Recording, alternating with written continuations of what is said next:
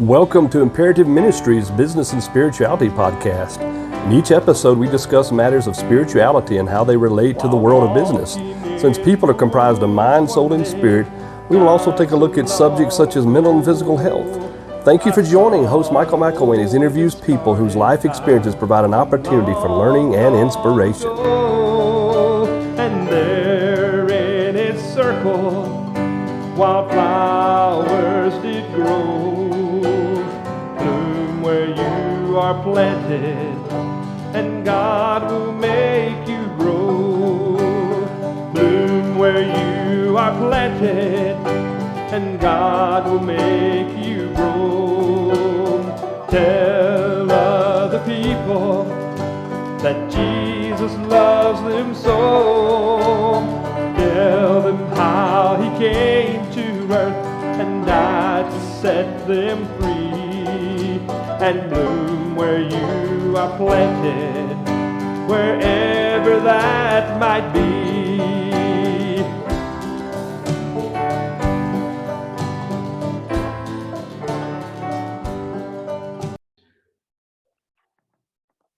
Welcome, everyone, to the Business and Spirituality Podcast.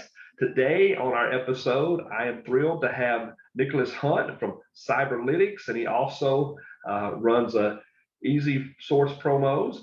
And he is, I've had a chance to meet him, been knowing him now for a couple of months here, a young man that's got a lot of great things going on. So, Nicholas, welcome, and tell us about what you've got going on and what you're doing these days.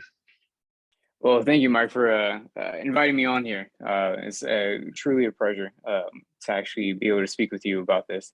I don't have a lot going on other than a lot. So I actually, I started Easy Source Promos around the first of the year, just to kind of help my family out since we have an 8-month-old baby now. So it allows my wife to be a stay-at-home mom. And at the same time, I am working for Cyberlytics, which is a cybersecurity company that focuses more on the compliance aspects of the insurance companies as opposed to the technical aspects of it. So, and I also do a little other things off on the side, but we'll keep it towards just these two for now. I know you're a busy guy, can relate to that. And having the 8-month-old, I have a 24-year-old, a 16-year-old, and a 13-year-old. But I still remember those days, and they're precious, enjoy them, but when they can go poop in the potty and take their own shower, life is going to be a lot easier, okay? So enjoy these moments, and I will tell you, don't dread the teenage years. So many people say dread them. My teenagers have been awesome. I mean, they're really just some of our best friends, and we're having a great time, and you can coach them in ball or something one day and do all that. And so if that's your thing, that's mine. So I never was any good at playing ball, but I've been able to coach it. So went to Russia on a mission trip, and the Russians couldn't understand. You never played ball. How could you coach it? I said, well, I'm not a professional coach, So. Yeah. We plan on embracing it. We plan on embracing every aspect of his life, every year, every milestone, first grade, all the way up to when he graduates college, all that. Whatever he decides to do, we plan on embracing and supporting him fully through everything. So. That is awesome. And I'm glad again that you're able to have this Easy Source Promos on the side to help. And yes, I haven't forgotten about checking with you on some things for the church. Life's been a little crazy, but I'm sorting some things out and sort of decluttering my life a little bit, but we're getting ready to do some promotion. So I would say that information for those of you who are listening or watching is it's on YouTube. It's there in the info area. If you're on PodPoint, it's in the info area. But if you're watching, we have a slide that will be at the end here on YouTube. And then he'll tell you about it as well. And you can always, if you don't get all that info or you miss it somewhere, always message me and I'll make sure you get it. And we'll get you in touch with Nick because he can do a lot of good things. But Nick, you hit on a good thing that really that I had not thought about. We were speaking of, like I say, cybersecurity versus IT. Now, I knew sort of cybersecurity was, but I sort of thought it was in with IT. And you've made that distinction that it's not. So would you describe the differences there and specifically what you do with the cybersecurity element with a Cyberlytics? Absolutely. So with IT, so cybersecurity and IT still falls underneath the technical field, the technical department, technical industry, and so they work together. IT, in the simplest terms, is more help desk, make sure the infrastructure is up and running, make sure that everyone can access the data properly and whenever they need to, making sure all the computers are up to date, making sure that they can access their phones, being able to make phone calls like through the VoIP. So that's where it comes with IT, the actual infrastructure, being able to access your data, get to it. Cybersecurity is to where they make sure that your data is actually safe and protected and kept private. There is crossover between the two. So I don't want to upset the IT people and I don't want to upset the cybersecurity people. There's a lot of technical stuff that goes in with it, but there are technically two departments. When you look at a larger corporation, they have their own IT department and then they have their own cybersecurity department, because both have a very important role to play with it. So when it comes down to it, IT allows you to access your data. Cybersecurity is meant to keep your data protected. So I can talk a little bit further, but on that. What type of clients would be using the Cyberlytics, the cybersecurity side? I mean, how big a business, or like I say, how up down to how small a business would really need what you're doing there? So cybersecurity is a wide range, a wide net to actually access. With that, so cybersecurity, they would actually have it to where you have multiple different fields. So of course, you have two divisions, the blue team and then the red team. And underneath that, there is an entire deep-rooted tree of different sections that you can actually go down that rabbit hole with. So larger companies, like I said, touched on earlier, they have their own IT and cybersecurity department. They have the means and the infrastructure to put that in place because they're a larger corporation. With the smaller to medium-sized businesses, that's where we want to focus more on, because they either don't have the time or they don't have the actual budget to have their own dedicated cybersecurity professionals or department with resources allocated to them. So with us, we would actually come in and help them out with that. We are actually in a slightly offbeat path of cybersecurity. So we don't really handle the technical aspects of making sure that you're, say if you get hit with ransomware or malware, or if you find any other type of vulnerabilities, we don't technically address those with it. If you get hit, we can address some of those, but we would refer you to some of our partners that we've partnered up with in the IT and cybersecurity world. Yes. So I don't know if I addressed some of that, but. And I think you said again that you're trying to make sure also insurance companies want to make sure, I think you're completely up to speed on this before they'll cover a claim. Is that, and you're sort of helping make sure those things are taken care of, right? Yeah. So everyone's familiar with the Colonial Pipeline. Everyone's aware of what's going on mostly aware of what's going over in Russia and Ukraine, and with the cyber attacks and the cyber warfare. Prior to that, there were still other cyber attacks that were actually infiltrated with the businesses that a little bit lower key, that they don't really make the headlines. But insurance companies feel the pain of that, because if a company gets hit with ransomware, for instance, because that's the most common thing that businesses get infected with or hit with is ransomware.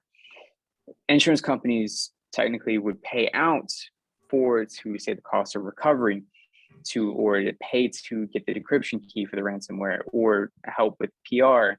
Because if you get hit with it, if the company gets hit with any type of malware, ransomware, that kind of leaves some vulnerability to do more business with other people because your system was compromised. So the question is, what information does the hacker, or technically the correct term is bad actor or threat actor, has? So with the insurance companies, more and more businesses are getting hacked because of more and more smaller to medium-sized businesses are getting hit with these attacks. So that means more and more insurance companies are having to pay out with it.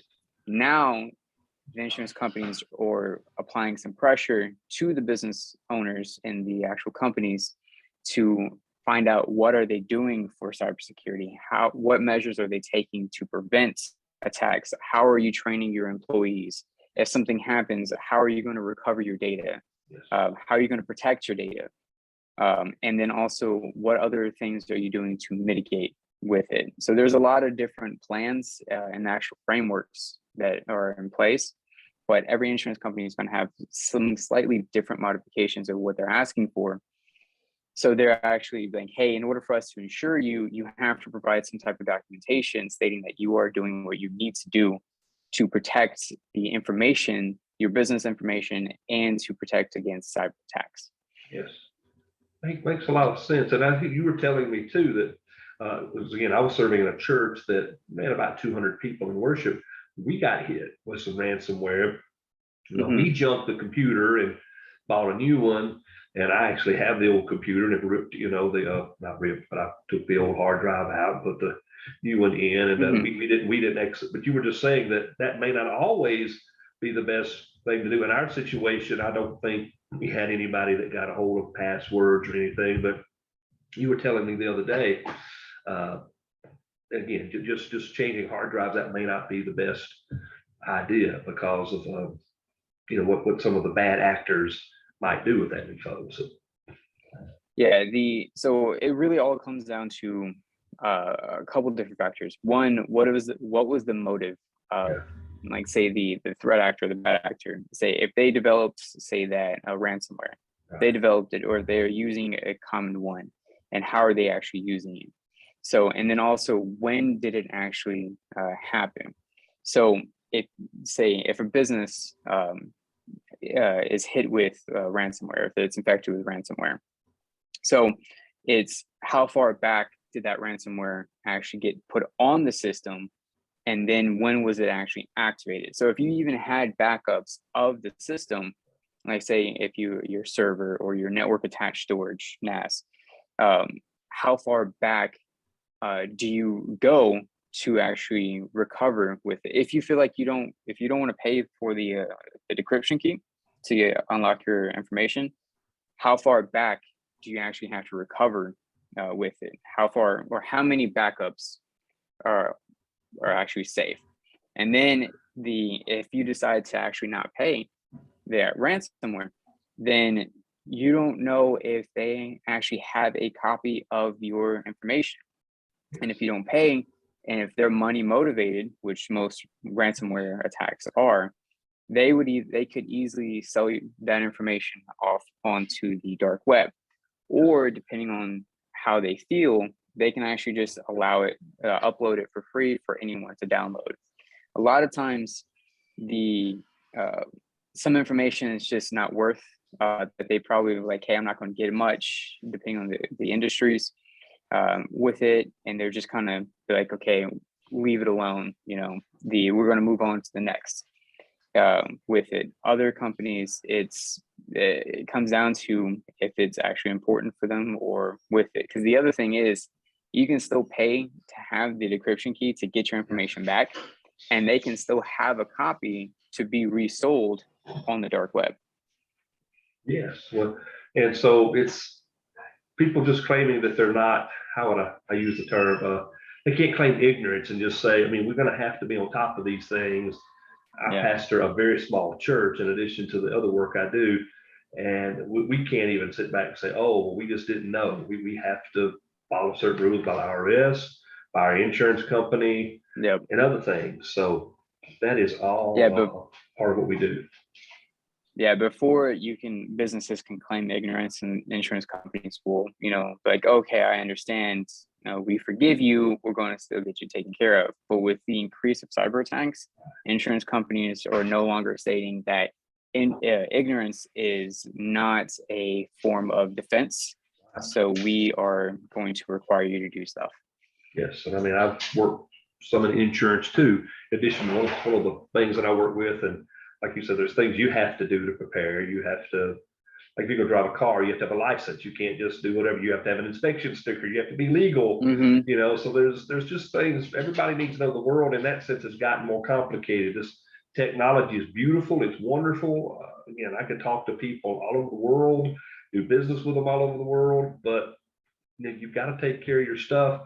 And it's really not as complicated as people think they are. But a lot of people psych themselves out and say, "Oh, I just can't do this. I can't figure it out." But really, most people can do the basic stuff if they'll just, you know, ask a few questions. You know, the key thing is just awareness. What does a phishing email look like? What does a bad link look like? Hey, this email is requesting payment. Let me call up the person who actually sent it, or the supposed person who sent it, and ask them, did they send this email with it? And then it's just what's, you know, again, I'm going to go back to ransomware. Everyone knows what ransomware looks like because it's right there in front of your face. You know, it's like, hey, you need to pay us to get your information back. You can't open up a file, pay us. But if you actually download something that you think is actually legitimate, but it acts legitimate, but it could be a Trojan with it, which means you don't know that's actually on there. You thought you were doing everything fine. You downloaded it from a reputable source, but it's infected with malware or a Trojan, and now bad actors can have access to your computer through that Trojan. And then just focusing on like, hey, if you visit websites that are not properly protected, then you can actually bad actors can view your information from accessing that website technically. With it. So, but it comes down to the biggest thing is just knowing the different types of cyber attacks out there, knowing the common ones that you would actually probably face, phishing, and just downloading stuff with it. Those are the best ways to help, and those are one of the first starts to better protect yourself and your business. And Cyberlytics offer some training on that as well for the businesses that you work with. Yeah, a lot of businesses don't have time to actually invest in the actual training, and a lot of people be like, okay, well, I'm gonna either watch YouTube or just kind of read up on it, and then they kind of get sidetracked because it's not part of their daily routine, or it's not part of their actual I guess way of going about and actually training it. So and it's just something I'll deal with later because I'm not at risk. Like I'm at a lower risk, so I'll just deal with it later. But you're still at risk. You're still at risk either if you're at home or in your business. So with Cyberlytics, we actually do offer awareness trainings. We do offer, say, additional phishing trainings, or even demonstrations on what an attack would actually look like. And I'm actually going to say the same thing for if you're on say if you go to Starbucks or another coffee shop or someplace that offers free Wi-Fi, you hop on what you think is an actual that business's Wi-Fi. It could actually be somebody else in the coffee shop with a Guy Fawkes mask on and a black hood, staring down at the screen, the stereotypical bad actor, that you can actually hop on their Wi-Fi and everything that you're doing, they can see, but you're still accessing Facebook, LinkedIn, your bank account, all that. They're seeing all that activity. So just knowing, being aware, and these are the things that we teach and train and kind of shed light on.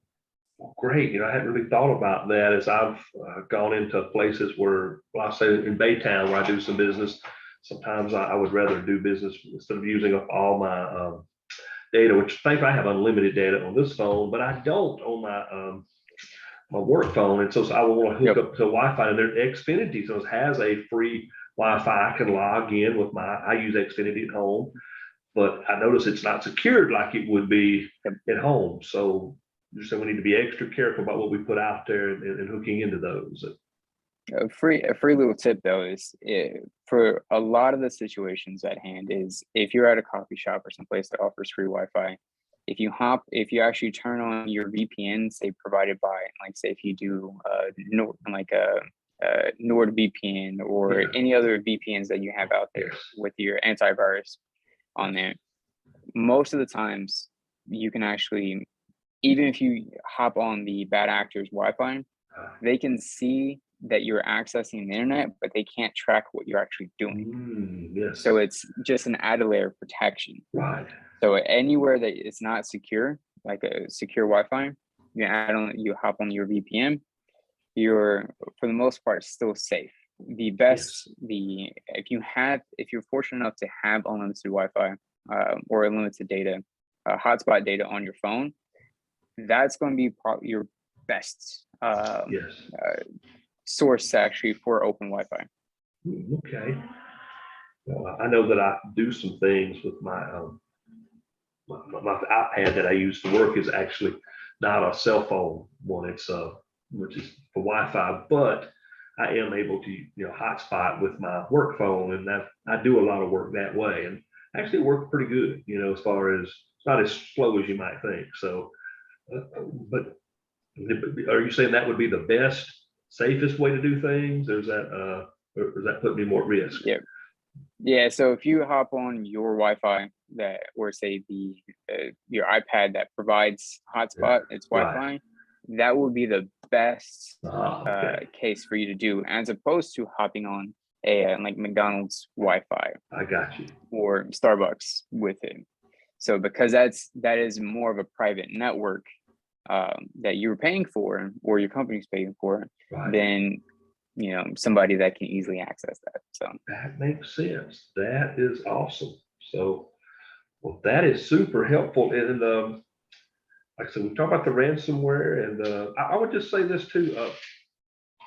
As you've gotten into this, what job opportunities for people who are maybe computer savvy, would like to do some IT things? What would people do maybe to get into the line of work you're doing? Someone who, say, has a niche for this, maybe there's a young person or young adult. I know there's people think of changing careers. How much more is the cybersecurity more complicated than just the basic IT? I'm sure it's more complicated, basic IT. How would a person know what that's sort of the element of IT that they'd like to get into? I mean, what kind of elements go into that? So it really comes down to what piques your interest. What are you either familiar with? What interests you? What are you willing to learn? And what are you willing to put the time in for? So for anybody that's looking at cybersecurity, I would actually recommend focusing on one element of cybersecurity, getting good at that, and then branching out with it. Because there's actually some process trees that you can actually look at to where the high level, and it starts getting down to granular locations. Because you also have what's called red team and blue team, penetration, pen testing, and then also defense. So figuring out what side you want to start on, and then flipping from on there if it's on the cybersecurity side. Then the other thing is on the IT is, what are you looking for more? Are you looking for the network infrastructure? Are you looking for just being able to build computers and actually access all the operating system with it? So it just comes down what interests you more. But if you're wanting to dabble in both, I would highly recommend that, because a lot of the times, even with a network, if you have to know certain things. If you're going to be on the cybersecurity, you're going to have to know basic computer language. You're going to have to know some of the command lines for Linux and like Mac or Windows. And then you're also going to need to know how the network actually works in order to either do the penetration testing, the ethical hacking, and then the defense, the blue team side of that. And I will actually want to state this as well. This is a very important thing, very serious matter for a lot of people listening. Hacking anybody without their permission is a crime and extremely illegal. Even if it's your friend or your family member, if they're not aware that you're doing it, you are technically breaking the law with it. So getting somebody's permission to try hacking or to test some of the skills that you're developing is extremely illegal. So having permission, either written or actual verbal, written preferred permission to do the hacking Yes. with it. Practicing it Yes. is extremely important. And that's the same thing goes with if you were starting to do anything with business related. Having explicit permission Yes. to do any hacking is extremely important. If you're starting out and you want to practice and you're like, no one, like my friends and family is not allowing me to, practice hacking their computers or their phones or their network. There are free applications out there on the web, like say Try Hack Me, Hack the Box. There's a lot of CTFs, which is also Capture the Flag. So there's a lot of free stuff out there to actually practice with it. There are a lot of virtual environments that you can access to actually practice that are legal and free. So very important for anybody who's interested in that. Only have permission to practice any hacking on somebody else.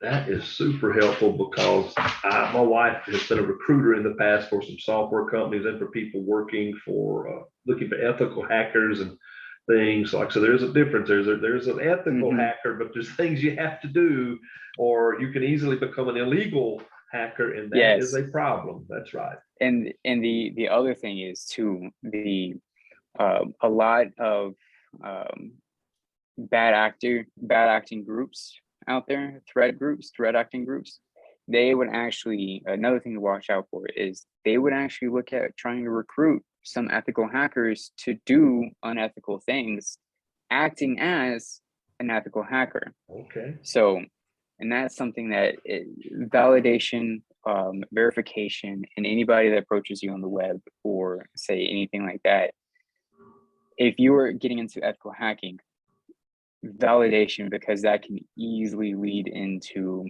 some hot water. Yes. That's not to try to scare away people from getting into the cybersecurity field. It is extremely important and extremely needed. Right. Just caution, and error on the side of caution with a lot of this stuff.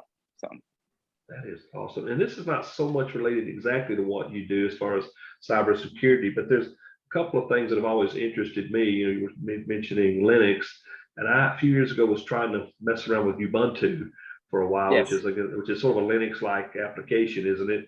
And someone introduced me to this little small box. It's called Raspberry Pi. And this missionary from Zambia had it using it to show her slideshow on a computer. But is that a great way for young people who are interested in computer stuff? I mean, because isn't there some programming involved in that, and it would get their hands sort of wet in that? Because used to be, and I remember, I'm old enough, I'm much older than you. I look older than you, and I'm probably not as old as I look, but I've always looked old. But I remember in college that I loved it when a couple of roommates of mine got computers that had like software programs on them, such as we didn't have actually Word. I think we had Word Perfect or something. It was nice to have a word processing program. I remember is that I could type up my papers, but I had to type commands in, like on DOS, and do that. Yeah. I'm glad we're past that, but we've missed something. We were doing a little bit, at least I don't say it's outright programming, but there were things that we had to know. And then now you don't really have to know as much on a computer. And I think people have gotten a little lazy, and that they're looking for somebody else to, to just come up with a program and I'll just punch a button and do this. But I don't know, how helpful would that be, especially to young people thinking about getting into the computer field? So I will say this. I wish I actually learned Linux much earlier in life with it. Linux looks, I'm actually learning Linux myself. Okay. Linux looks and feels extremely intimidating at times for a lot of people looking at it, because all it is just another computing language. So if you're looking at learning Python or any other programming or even any coding languages, all Linux is the command line language for the most part. If you know command line, and even just Windows, PowerShell, command prompts, or any type of command line language, you can do more things at a faster pace and you can actually a lot of stuff can actually be programmed and uses Linux with it, especially say on the ethical hacking side.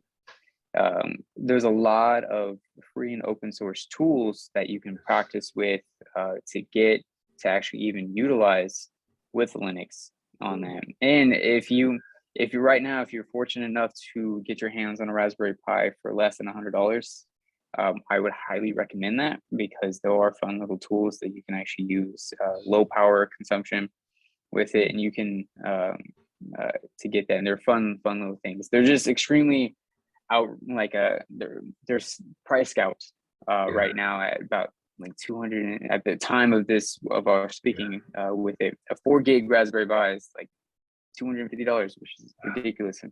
But that's due to the chip shortage, and that's a whole another topic. But I will say this though, you can also get you can do the virtual machines, learn the virtual machines on how to install and to deploy virtual machines, Dockers, Kubernetes, fun little things that you can actually play with in the cloud. And then there's also, you hear the sponsor, like on a lot of YouTube videos like Linode, but you can get some type of virtual machines that you can actually utilize in Linode to deploy some of the stuff that you need to at a little bit cheaper cost if you don't have the means to get virtual machines.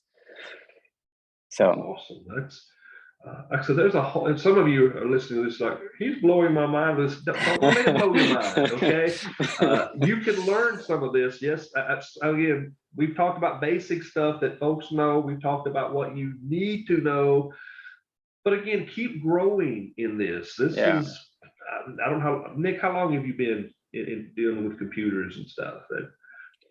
So not as long as I would actually like to. I wish I actually would have got involved with it, or actually had more of an interest when I was younger. But I've been learning little bits and pieces here and there the past few years with it, and I've gotten more serious with it in the past year, to like learning more of on the technical side of things. So since I'm a little late in the game from where I wanted to be, it's a lot of time and dedication.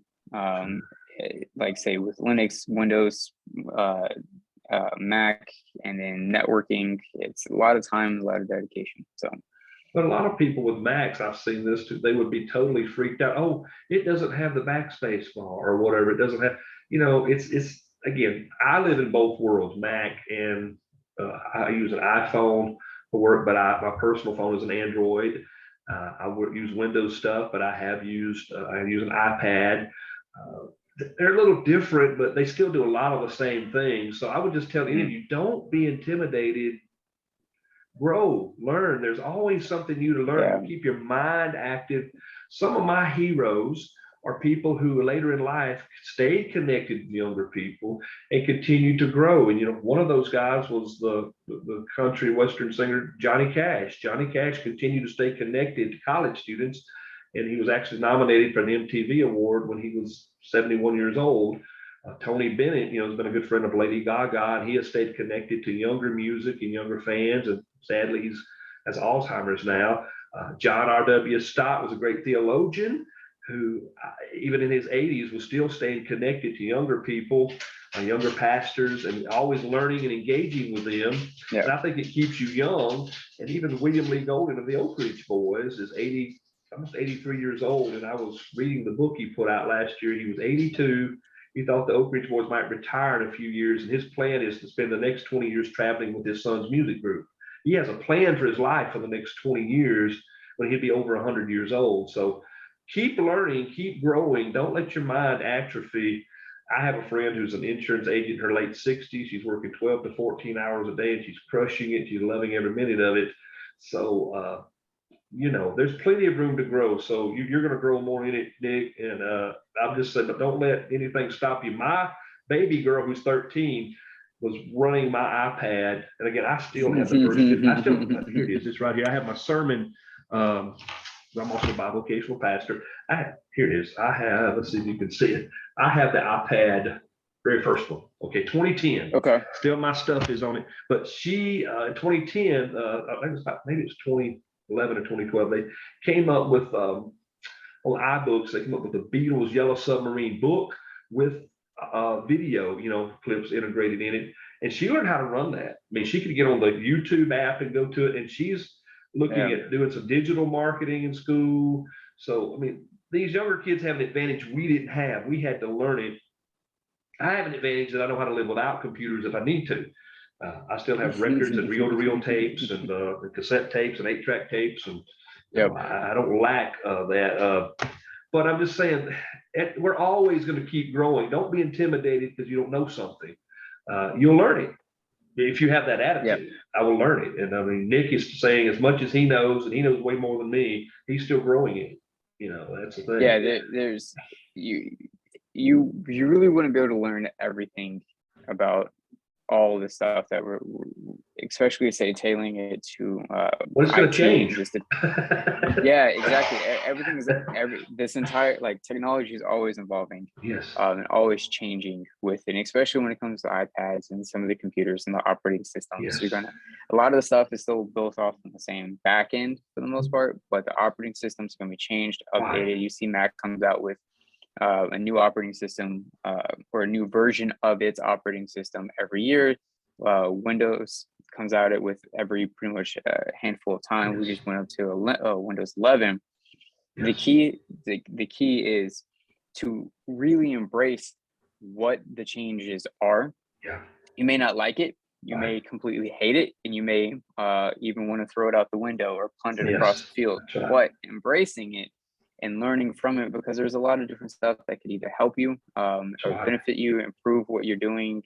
It may not do anything for you, but learning it's the same thing as Mac, Windows, even Linux, Android, iPhones. They all do about the same thing. Yeah. There are some restrictions or some freedoms that you have with it, but just being able to learn and communicate with your devices is ultimately the what's going to keep you moving forward, like you were saying, and it's not going to keep you in the past, because technology will always be changing, and if you don't stay current with it, you will be left behind. And especially with how fast technology is evolving, that could be, you could be left behind 6 months and not know how to turn on the computer, because it's it's whatever newer technology that comes out with. So, but the just getting familiar with it is key. And then just circling back to the cybersecurity awareness, spending some time understanding you don't have to know how to deploy the attacks. You don't have to know why it happens, or you just know where it comes from and what it looks like is the best thing. It wouldn't hurt to spend a little bit of time to research it. You can find some stuff on YouTube, listen to it while you're brushing your teeth. And it's not that complicated. Even I think Facebook's gone way too far with trying to screen certain bad information. It's been out there for a long time. I would see some outrageous article, and what I would do is I'd look down at source of it, like, wait, I've never heard of this news organization. I mean, like right after the 2016 election, there was a news source coming out, that a news article. It was fake news, but it was saying that Bill and Hillary Clinton were going to move to Crosby, Texas, But I looked at what the source was, and I wasn't fooled by it. I had to tell people, this is fake news. And it wasn't hard to figure it out for years. I mean, going back to 2010, I would look up and say, wait a minute, that's not ABC News. It's not Fox News. And I also knew some very liberal news websites that I thought had integrity. They might not agree with their viewpoint, but they weren't going to report false information. I'd go there. Well, I don't see that story. It's probably not true. Let me just discount it. And it really didn't take me that long to check it out. But in this quick world, you're going to have to take a few steps to make sure something's legitimate. So as if you get a spoof from a PayPal or something, or Amazon, well, go to your Amazon account, log in, and okay. Yeah, that is actually a great point too. Is that really never click on the links that you get to say log in. From emails. Always go to that actual source to log in and check it, Because the other thing is, like, say with there's some people that say, hey, I'm not I may not know what a cyber attack is, but I know when when a cyber attack happens. Yes. And I like to kind of question them a little bit about that, kind of give them a little bit of pushback, because there's you can Google search, say if it's not you know what Facebook looks like, the website, you know, YouTube, LinkedIn, all the common stuff, but some of the other stuff that there are some people that would put up, like, say, websites, Yes. fake websites that look like a specific program that you use or application that you log into web-based, and that you think that you're on it, but when you type in your credentials, nothing happens. It goes absolutely nowhere. Then you type it in 3 or 4 times, like, what's going on? And you kind of back out, you kind of go back into it, and then you hop on a different page, you type everything in, log in, you're like, I don't know what that was about, but I'm going to continue doing what I'm doing now because I'm in. That could have been a phishing website to where you typed in your credentials. Now whoever uploaded that has your credentials, and all they have to do is just go back in and log into it. So for instance, give an example, that's actually a scenario that happened to me. I went in one of the applications that I actually use, I mistyped one letter accidentally. It brought me to what looked like it. And I was like, hey, this is slightly odd. I haven't been into this section. I was like, okay, I logged in, typed in my credentials, nothing happened. I was like, did I type it in correctly? Nothing happened. Then I went back in, I actually looked at the URL. I was like, hey, this does not look like the actual URL. So I immediately went in the usual path, logged in, got in where I need to, and I instantly changed my password. Yes. Updated my password right then and there, because I don't know what that website was, Right. who did it, who's controlling it, if that was even legitimate or not legitimate. You It just wasn't working. You did it quickly. I did it quickly. Yes. Yep. I went in, changed the password, and now if whatever password he had at that time is now instantly old. So I had a problem with, and again, I responded to it because I got a friend who somebody had hacked into his messenger, his Facebook account. He said, I'm having trouble. I've gotten a new phone. I need help logging in. Well, this friend's autistic. So I thought this could be legitimate. I need to help him. I typed something in, but actually they were going to send me a code. Well, basically what I typed in was giving them my Facebook information. They hacked my account, took it over, started asking people for money. And thankfully, the thing is, they scared my friends. They said, I need help. I need money. And they're like, Mike, are you okay? I started getting I was bombarded with phone calls. The good thing is I found out I had a lot of friends that would have helped me out and loaned me money if I needed it. But what I finally had to do was go to Facebook, and I was able to, there was a way that I could get back, log in without, again, he had changed my password and everything. But what I did do was I was able, how would I put this? I had to show my ID. I mean, it was legitimate to Facebook to show me it was me, and they let me in, and I was able to basically change the password, kick this person out. He'd even like put his bank card on my info. So I did away with that, and I got him out. But in the process, some of my friends were pushing back, like, you're fake, some of my more direct friends even, sort of swore at him. And anyway, and these people, like I said, they're bad actors. They have no soul. I even responded to this person, what you've done, you're a bad person. You need to repent of this or you're going to burn in hell. He laughed at it. He thought it was funny. He didn't care. He didn't care, that he wasted a lot of my time. I got everything back, didn't lose any money, but it was time. And I had to go back and refriend people. And a few of them wanted to make sure it was me. So I went weeks without connecting with some of my friends that personally built me up a lot. And so I say, just, but if I had been more aware, and what I should have done was picked up the phone and called my friend, hey, are you really needing help? I'll come over and help you. So, but I was half asleep on a Sunday afternoon. And so, just, you don't have to respond to something right away is what I'm saying. Be careful and take your time. Yeah, and the other thing is too, like what you're talking about with that code that you get, the 2-factor authentication. I mean, you with that, never give that out. Right. With it, because there's a lot of scams that go out there, and even so, they're bad actors. They really are also bad they're actors. scammers. That's right. Yeah, and there's scammers, and they could be one and the same too, bad actor and a scammer. I mean, Yes. with it, but if they're trying to get access to it and they're like, hey, you got a code, I need to verify, that you got that code. What is that code? So That's it. I gave the code. I knew better than that, but I was half asleep, and I did it. That's. But I mean, they're so one, never give out that actual code. Yes, never. Y'all hear me? Never. Nick is right. You can give out that code if it's to, like, say your spouse, like, hey, I'm logging into this thing, send it to them. Hey, what is that code? You can do that, but that's in person. That's who you're talking to face to face. But the best practice is to never give out that code. Well, I thought I was giving it to my friend, and I wasn't. Exactly. I was giving it to the scammer. And here's what was weird about that. Usually the scammers will like log in really the same name, but it'll show up in your messenger. Hey, how are you doing? And it's really not that. You don't see previous conversations, but they hacked in a way that I could see previous conversations. So I thought this is real. So just pick up the phone and actually call somebody or text them. Yeah.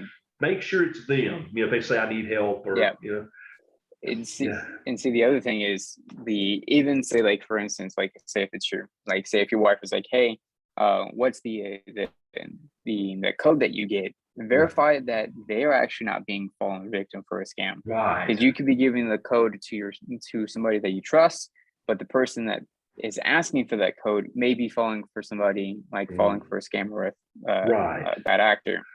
So there's when it comes to two-factor authentication, and a lot of the stuff is always approach it with caution, always question it with it. Question it until it makes sense, and then verify it. Always trust, but verify. The old saying, trust, but verify. Well, using scriptures, this is business and spirituality. And Matthew 7:7, Jesus says, ask, it'll be given to you, seek, you'll find, knock, and the door will be open. Ask questions. It's always okay to ask. I mean, if they ask you something, it's okay to ask back and make sure you're dealing with a good actor and not a bad actor. I know we're about out of time. Quickly, tell people about, again, Easy Source promos before we leave, what you're doing there and how you can help them. I know you've got to go here in just a minute, but we'll close out. You tell them about that. So. Yeah, thank you for bringing that up. So Easy Source promos, like I said, I started it not too long ago, but I just took some of the information that I previously had. So my business model is basically I partner up with other suppliers, other vendors that have the infrastructure to make and produce the promotional products, printed goods, pens, pencils, the stress balls, sticky notes, the pop-up tents, table covers. So I partner up with a wide range of those suppliers and vendors. So I can actually go in, you tell me what you're looking for, how many you're wanting, what's your turnaround time, what's your budget. I go in, I actually find and source those vendors to meet the price that you're looking for, or to find the best quality, and also to see if to make sure that I can meet the turnaround time that you're needing or looking for, like golf tournaments with it, to where if you're looking for something to pass out, something cheap and easy to kind of give out, let me know. I can find that out for you with it. So that's kind of how my business model is actually structured. I want to be a outside marketing department for either you or your business. So I can take the stress out of them or you having to find the stuff, find the promotional stuff. You let me take on that headache that I enjoy doing and searching for that to provide that level of service to you. So that's kind of where I'm at. I don't have a storefront. You can email me. Basically, I do have a website, easysourcepromos.com. All you have to do is just actually find what you're looking for. You don't really have to pay attention to the price, because that's what I do on the back end. I pretty much talk to the suppliers and work on getting a lower price for you. Yes. So, like I said, I need that because presently I'm a tri-vocational pastor. I hope to eventually move to just being a bi-vocational pastor, which will help. But I'm busy and I don't have a lot of time. And my deacons and a lot of my people in church work, and they're just super busy too. So again, people like Nick are here to help you, whether you're a small church pastor, some of you are working with the groups in maybe your school. I coach youth sports, and these are wonderful things that you'd like to maybe have some promo items for, but you're busy. So Nick, he's doing that for a living, and yes, he needs to get paid. It's not a free thing he does, but he can help you still Yes. save money because he has time to do the research, and I just don't these days. I can tell you I don't. So Yeah. And so the other thing is a lot of the suppliers and vendors that I actually partner up with as well is some of the companies that you probably even go in Google search, like saying promotional products, the top 5 companies that come up, I'm probably partnered up with them. So whatever you see on their website, I could probably get for a better price on my end. So that's a little bit of the advantage. You're partnered up, and he has connections. Okay, you don't have those connections. You're not partnered up, and it would take time to get partnered up. So let Nick help you. Again, I'll put all his info because I have his business cards and everything. I've been talking to Nick for a while, so we'll put that on the slide as the music goes out. And again, if you lose that or you can't see that because you're just listening, well, you can message me and I'll bounce you back to him. And I even run into Nick usually at least once a week. So I see him personally. I'll tell him in person if I need to. That's okay. True. I can help you with that, and he can help you with that. So, Nick, thank you for your time. I know you've got to go. I've gone a minute or two over for what you have to do. Thank you for being a guest, and be sending some people your way. If you need some cybersecurity help, Nick can help you. And again, if you don't specifically need what he's offering, he knows how to refer you to somebody. Yes. And you said, well, that's not helping him. Yeah, it actually is. Referral networks. Those people will appreciate him. They will come back to him. Yeah, they'll come back to him. And thank you for having me on your show, on your podcast. It's been a pleasure. I look forward to doing it at some point later in the future. Awesome. Well, hey, thanks everybody for listening. Again, look at the screen if you're watching on YouTube, and you will see this info. Call Nick with Easy Source Promos or Cyberlytics, and I know he can help you. Thanks for being with us, Nick. Join us next time. We'll have another podcast up soon. God bless all of you.